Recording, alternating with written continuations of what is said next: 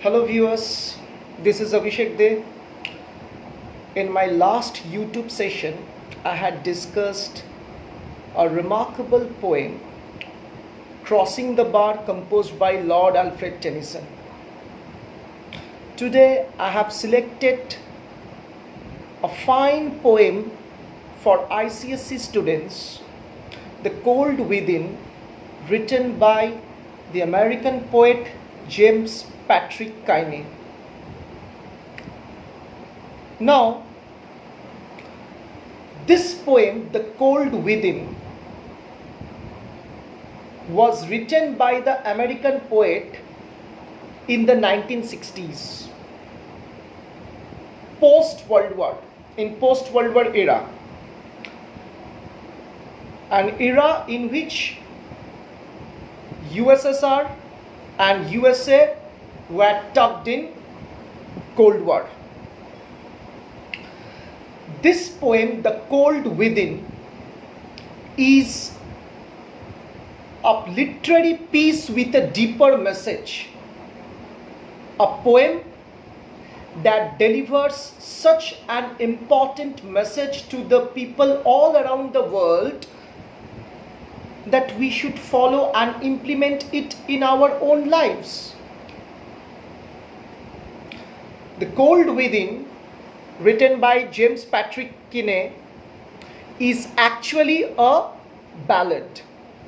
Before I start the text, I would like to discuss what a ballad is. A ballad is a kind of folk song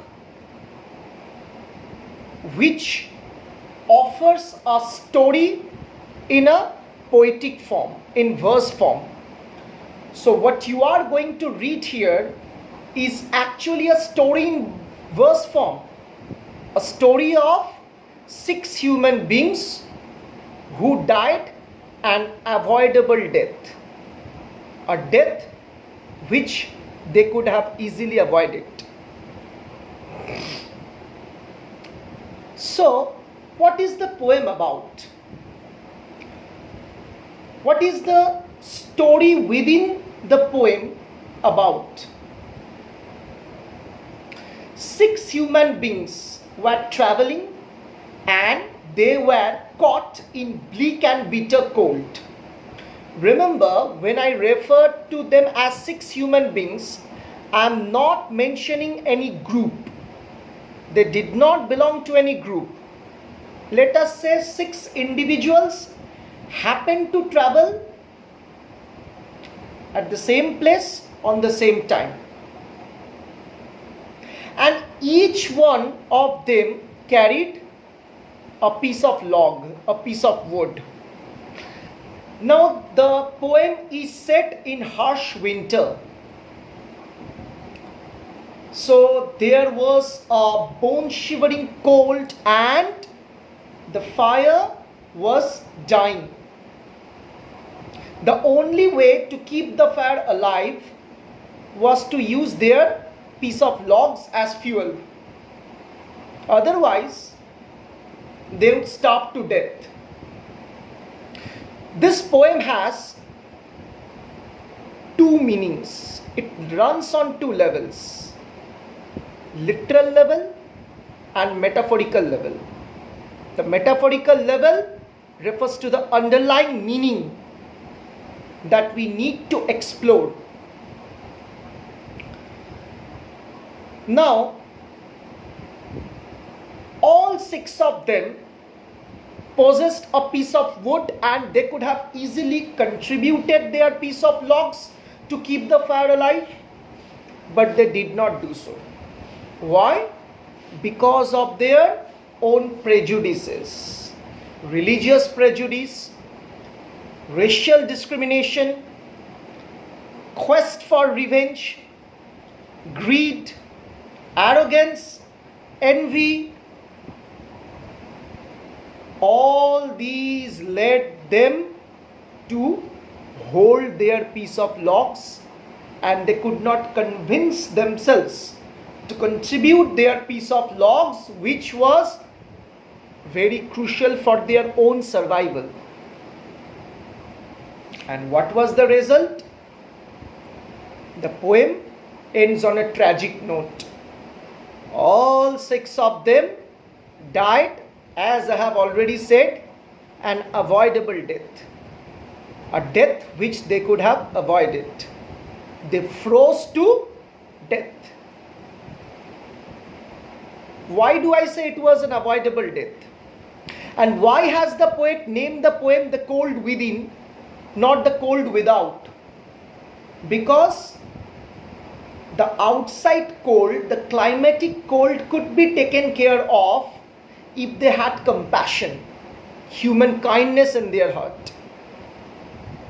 But their blindfolded prejudices could not make them realize this simple truth,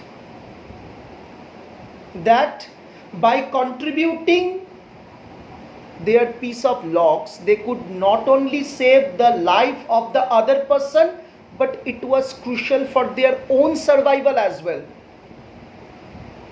They were so prejudiced and blindfolded that the death of the adversary, the death of the other person, was more important to them than the concerned person's own survival. So this is the story we have in the poem, and let us get started with the text now. Six humans trapped by happenstance in bleak and bitter cold. There were 6 human beings who were trapped by happenstance. Happenstance means by chance. By chance, all of a sudden, they were caught in a snowstorm, in such a bleak and bitter cold. Bleak and bitter cold, use of alliteration. The bleak and bitter cold refers to the bitterness of the heart and mind of the 6 characters. The cold is bleak and bitter because these 6 human beings are not compassionate, are not sympathetic, are not friendly with each other. Each one possessed a stick of wood. Each one of the 6 characters possessed a stick of wood. Or so the story is told from this background. This story has been told, has been narrated. So the first stanza of the poem serves as the setting of the poem. And the setting is definitely a harsh setting, where we get to see the harshness, the bleakness, the adversity of nature. It's not like a romantic Wordsworthian poem like Daffodils, where nature's beauty will be glorified, flowers will bloom, nightingales will sing. This is the harshness of nature we are talking about. But the harshness of nature is nothing compared to the harshness of these prejudiced human beings. Their dying fire in need of logs. This line has 2 meanings. One literal meaning and the other is metaphorical meaning, the underlying meaning. Their dying fire in need of logs. The surface meaning is that it was very cold and the fire was about to extinguish. So it was very necessary for them to keep the fire alive. And how could they keep the fire alive? By contributing their piece of logs, their wood. Their wood could have served as the fuel to keep the fire alive. But the metaphorical meaning is that they are dying fire in need of logs. Here, fire is a metaphorical representation of human compassion, of human kindness. The compassion within their heart was about to die. and it was very necessary to contribute their piece of log to keep the compassion within their heart alive. They were prejudiced, blindfolded, they envied each other, they were full of greed. Someone was racist, another person was a bigot, someone practiced class differentiation, someone played a game of tit for tat.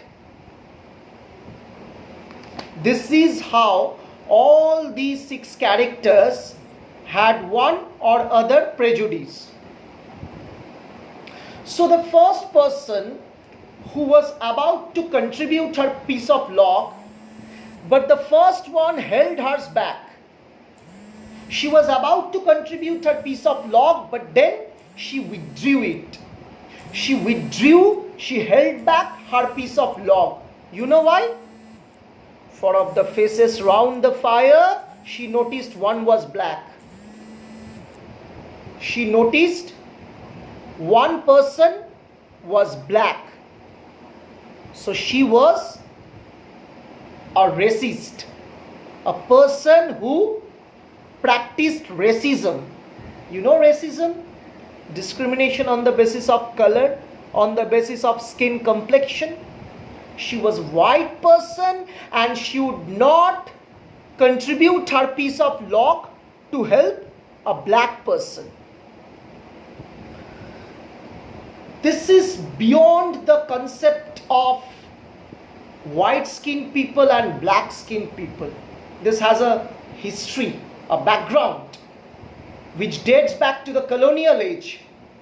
The European forces, the British, the Portuguese, the Dutch, the French, they had colonized the entire world from Asia to Africa, and they associated the black people as barbaric, savage, uncivilized, and the white people claimed themselves to be scientifically developed. They were so-called civilized. So she was blindfolded by her racism. She would take pleasure if this black person freezes to death, shivers to death. And this is why she held back her piece of log without realizing that this piece of log could have saved her own life too.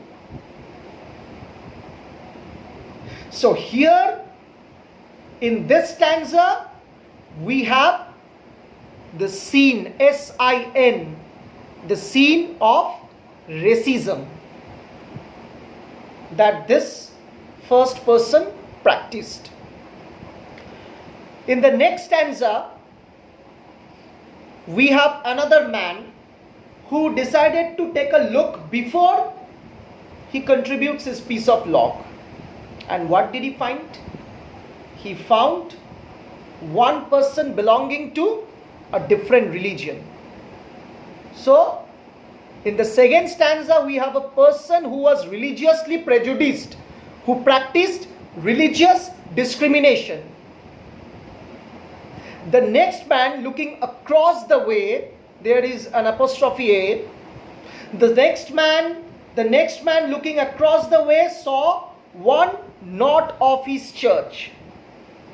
He found one person not belonging to his church and could not bring himself to give and could not convince himself to offer the fire his stick of birch. He could not convince himself to offer the stick of birch. B-I-R-C-H, birch is a wood.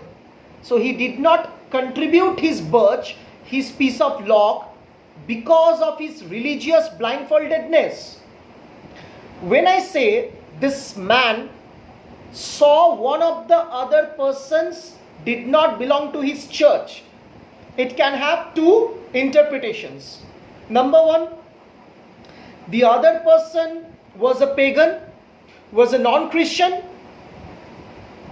You all have read The Merchant of Venice, and you know that Antonio and Bassanio and the other characters regards Shylock as the incarnation of devil because he was a pagan, a Jew. Pagan means non-Christian. So this person was a bigot, B-I-G-O-T. He practiced bigotry. Bigotry is a discrimination on the basis of belief, on the basis of religious faith. There can be another interpretation that there are two groups in Christianity, Catholic and Protestant, and maybe this person belonged to the other group, and this is why the next man regarded this person as a potential threat to his religion, as a potential threat to his religious belief. He regarded him as an enemy, and this is why he is ready to accept his own death, but he will make sure that the so-called adversary dies too.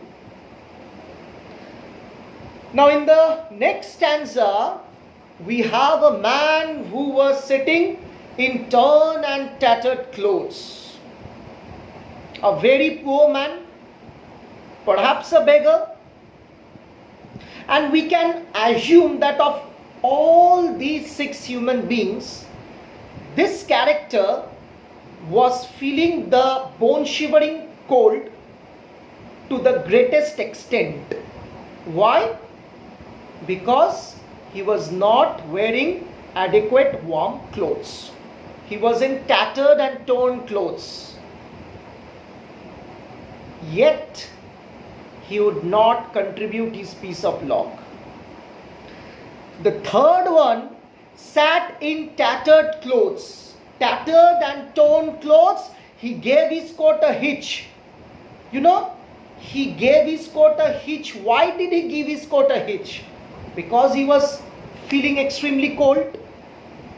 He decided to give his coat a hitch, that is to fasten tightly, because he was feeling extremely cold.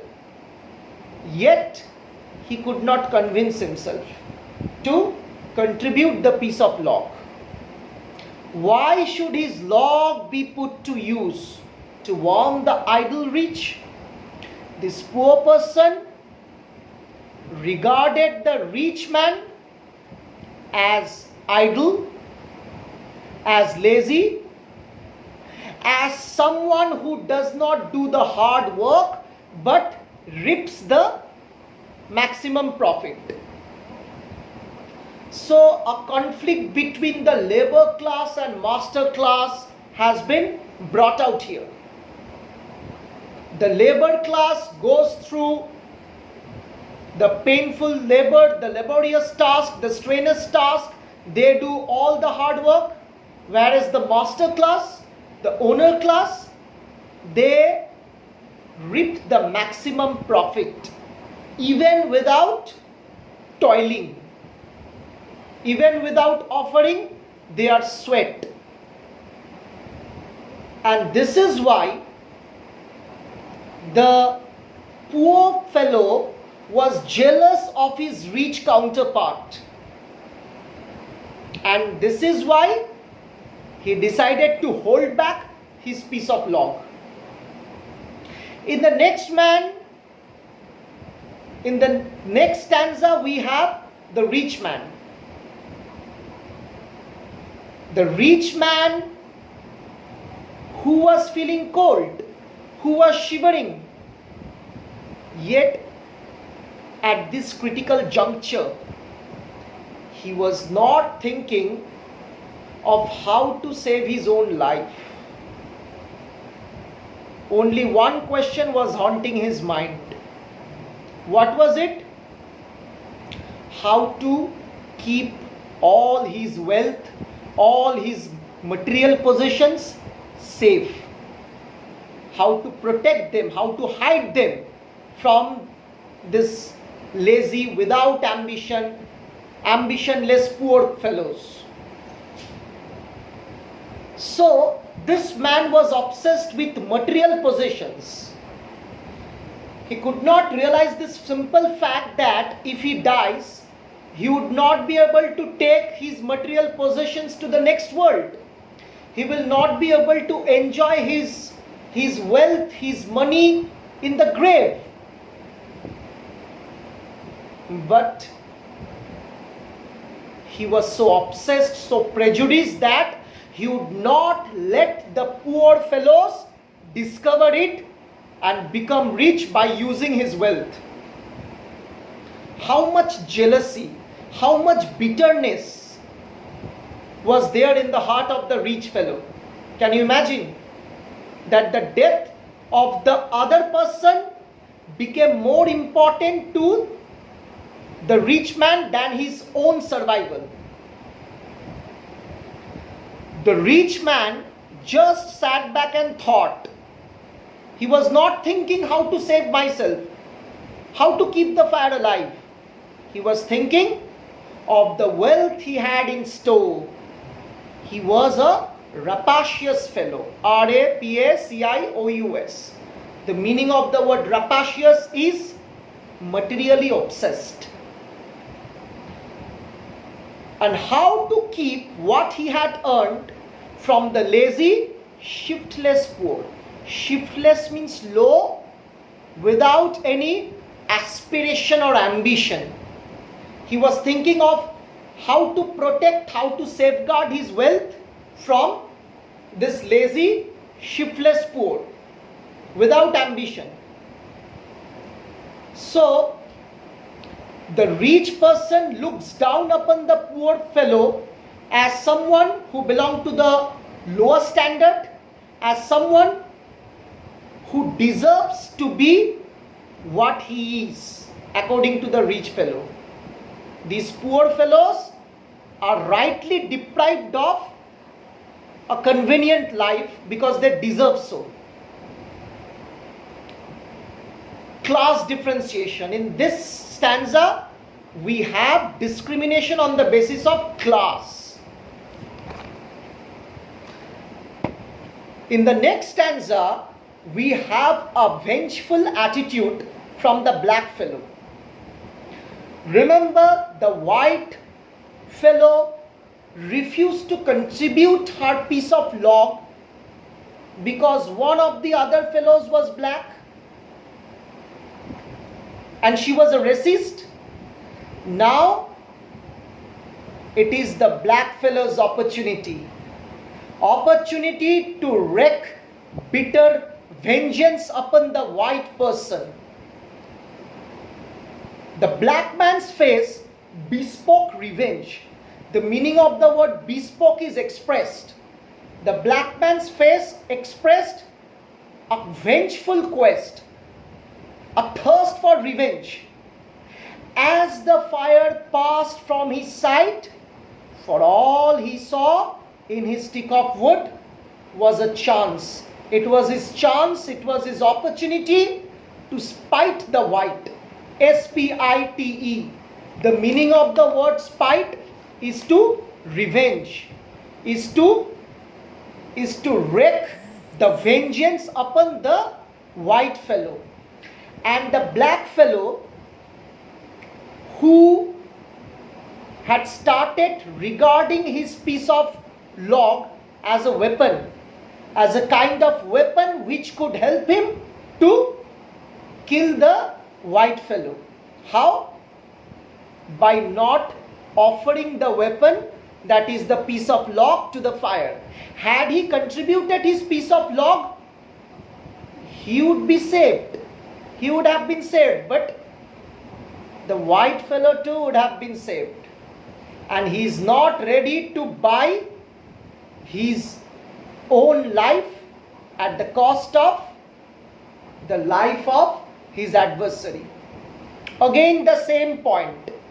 The death of the white person became more important to the black man than his own survival. Okay? The last man of this forlorn group sounds like an oxymoron. You know oxymoron? When contradictory words are placed as conjunctions side by side. Forlorn means lonely. And group is a collective noun. So why is the last man referred to as a member of this forlorn group? The last man is referred to as a member of this forlorn group because this was a group because 6 people were sitting there. This is why it is said to be a group. But the group was forlorn, lonely, because none of the 6 characters, none of the 6 human beings felt any sense of unity, felt any sense of belonging to the same community, the same group.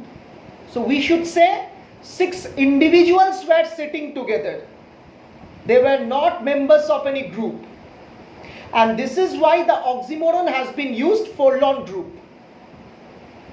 The last man of this forlorn group did not, N-O-U-G-H-T, it means nothing except for gain. He has done nothing in his life except for gain. He was a player of tit for tat. Means he would help only those from whom he could expect to get help. I am sure many of you play this game.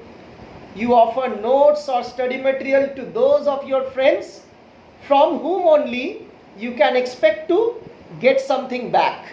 This is called tit for tat. This was perhaps the pagan person, the non-Christian, and the Christian fellow had not offered his piece of log. So why should he offer his piece of log? Had any of the other fellows offered pieces of log, then definitely he would have considered it. Giving only to those who gave was how he played the game. It was a game that he played, that is called give and take policy. He followed the policy of give and take. He would not give to anyone, or he would not give anything unless there is a prospect of getting it back. So he was a selfish, self-centered person. This man committed the sin of selfishness. In the last stanza, we have a picture of the 6 human beings. All of them froze to death.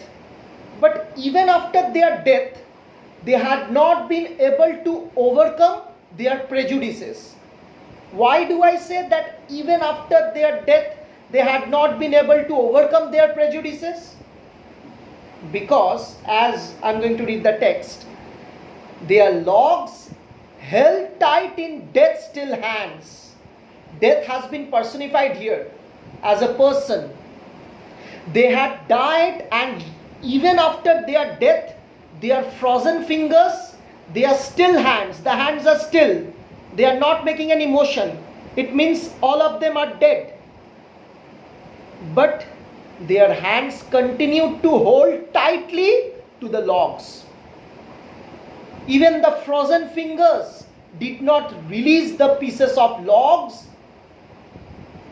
Even in their dying moment, the death of the other person was haunting them than the survival of his own self. And it was a clear proof, it was a proof of human sin. All of these 6 characters were sinners, and they have committed sin against humanity. What sin? Again, we have a reference from the Bible. Jesus Christ had said to his disciples, love thy neighbor as thyself. Leave your neighbors, leave your fellow human beings as much as you love yourself. Did they follow Christ's command? No. It was a sin of violating the command of Jesus Christ because they did not love their fellow human beings. They were racist, they were prejudiced, they were blindfolded, they were greedy, they were selfish, they were vengeful, and all these sins led to their tragic death. In the final 2 lines of the poem, we have a comment from the poet. A final comment about the actual cause of their death. And the poet commented that they did not die from the cold without. The cold without refers to the cold weather.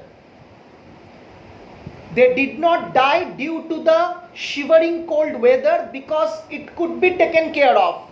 Only if they would have contributed their pieces of logs to keep the fire alive, they could have avoided this death, because this was not a death which was inevitable. This death could easily be avoided. They died from the cold within.